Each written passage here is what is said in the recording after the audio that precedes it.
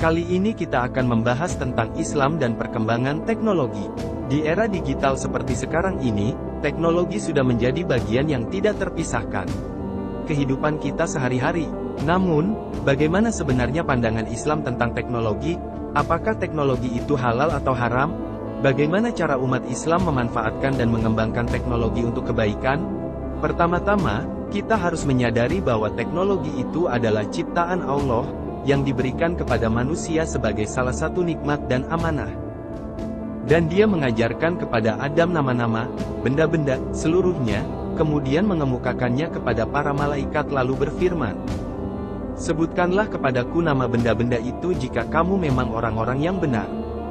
Ayat ini menunjukkan bahwa Allah telah memberikan kemampuan kepada manusia untuk mengetahui dan menamai segala sesuatu di alam semesta, termasuk teknologi.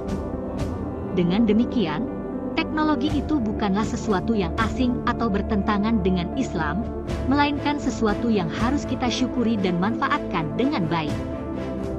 Kedua, kita harus memegang beberapa prinsip dalam memanfaatkan dan mengembangkan teknologi, yaitu 1. Bertujuan untuk kemaslahatan. Teknologi harus digunakan untuk tujuan yang baik dan bermanfaat bagi diri sendiri, orang lain, dan lingkungan. Misalnya, kita bisa menggunakan teknologi untuk belajar ilmu agama, berdakwah, berbisnis halal, atau menjaga kesehatan. Sebaliknya, kita harus menghindari penggunaan teknologi untuk tujuan yang buruk dan merugikan, seperti menyebarkan fitnah, pornografi, kekerasan, atau perjudian. Kedua, bersesuaian dengan syariat. Teknologi harus digunakan dengan cara yang sesuai dengan ajaran Islam dan tidak melanggar hukum Allah. Misalnya, kita harus menjaga adab dan etika dalam berkomunikasi online, tidak menyia-nyiakan waktu dan uang untuk hal-hal yang tidak berguna atau berlebihan, atau tidak meniru gaya hidup yang bertentangan dengan nilai-nilai Islam. Ketiga, berdasarkan ilmu dan kreativitas. Teknologi harus dikembangkan dengan berdasarkan ilmu pengetahuan yang benar dan kreativitas yang tinggi.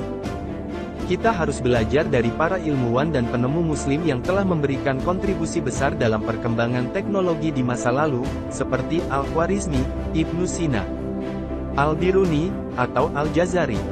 Kita juga harus berinovasi dan menciptakan teknologi baru yang bisa memberikan solusi bagi masalah-masalah yang dihadapi umat Islam saat ini.